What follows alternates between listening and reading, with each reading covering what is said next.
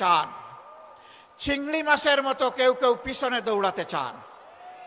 আপনারা চিংড়ি মাছের চাষের এলাকার মানুষ খুব ভালো করে জানেন, চিংড়ি যখন দৌড়ায় সামনের দিকে পথ খুঁজে পায় না, শুধু পিছনের দিকে যায়।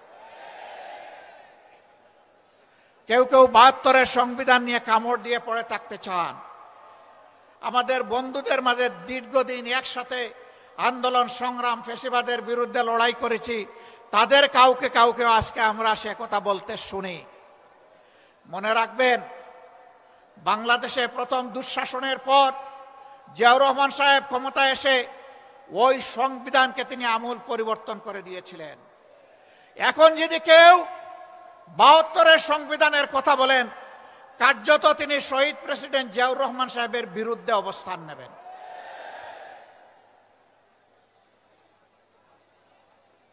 ৭২-এর সংবিধানের কথা আজ যিনি অত্যন্ত সংকটজনক অবস্থায় আছেন, জাতির এক শ্রদ্ধার কেন্দ্রবিন্দু